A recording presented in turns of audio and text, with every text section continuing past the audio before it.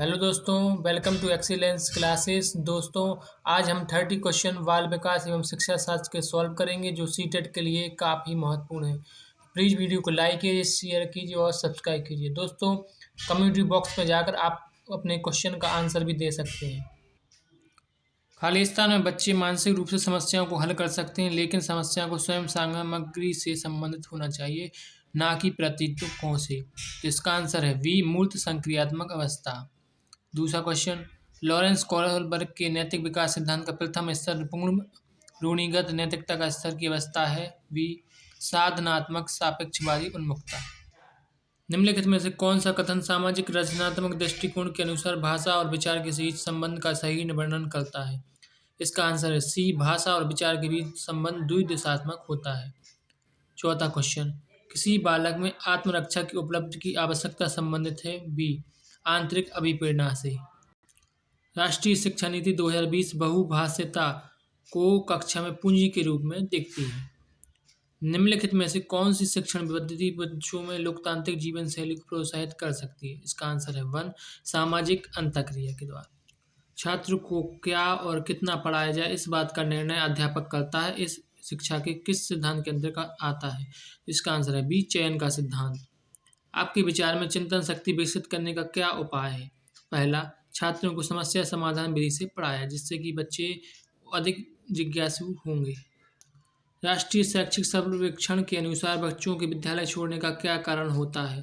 इसका आंसर है बी, 1, विद्यालय की पाठ्यचर्या को नीरस पाते हैं। शिक्षा का रुचि का सिद्धांत बताता है कि, इसका आंसर 4, छात्रों को किस कार्य में रुचि नहीं होती है, उसे वे मन लगाकर नहीं करते हैं। शिक्षक को अपनी विषय वस्तु में निरंतर नए ज्ञान का समावेश करते रहना चाहिए, जिससे वह छात्रों को नवीनतम ज्ञान दे सके। किंडरगार्टन प्रणाली में बालक के किस प्रकार के विकास को सैद्धांतिक मान्यता दी गई? इसका आंसर है सी, स्वायत्ता विकास का सिद्धांत।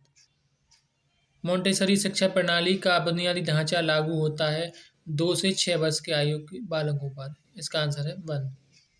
एक छात्र परीक्षा से पहले बहुत घबराया हुआ है और उच्च स्तर की चिंता महसूस कर रहा है, उसकी इस भावनात्मक स्थिति पर क्या प्रभाव पड़ेगा?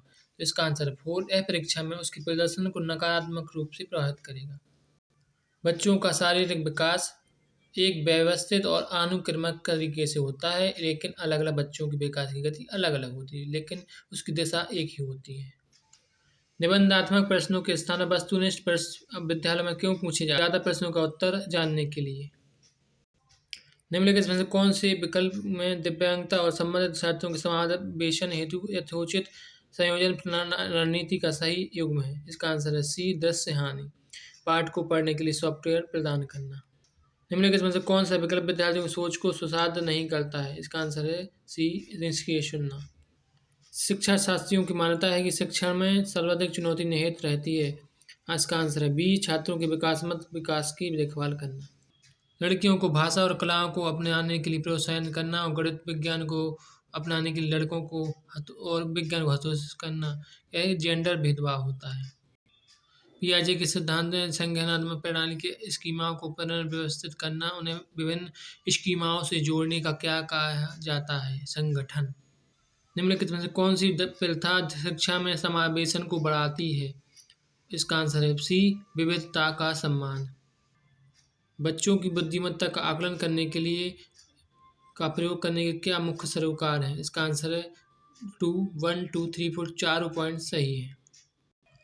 किस अवस्था में बच्चा अपने को सामाजिक और मनोवैज्ञानिक वातावरण से समायोजित करता है? इसका आंसर है 1, बाल्यावस्था। किस तरह का चिंतन खोज, आविष्कार और मौलिकता को जन्म देता है? इसका आंसर सी, सृजनात्मक चिंतन। वह बालक जो खालिस्तान से ग्रस्त है वह रॉ और बार में अंतर इस करने में असमर्थ रहता है। इसका आंसर है बी, डिसलेक्सिया। इसमें पढ़ने में संबंधित कठिनाइयाँ होती हैं। विकास का कौन सा सिद्धांत बताता है कि शरीर के विभिन्न तंत्र अलग अलग दरों पर विकसित होते हैं? इसका आंसर है 4, प्रणालियों की स्वतंत्रता का सिद्धांत। वह मानसिक संरचना जो बालक को किसी वस्तु की सूचना के प्रक्रमण के लिए एक रूपरेखा प्रदान करती है कहलाती है स्कीमा, क्योंकि बच्चे के अंदर एक छवि बन जाती है, प्रतिबिंब बन जाता है, जिसे स्कीमा कहा जाता है। दोस्तों, वीडियो लाइक कीजिए और शेयर कीजिए, सब्सक्राइब कीजिए और कमेंट में जाकर आंसर दीजिए।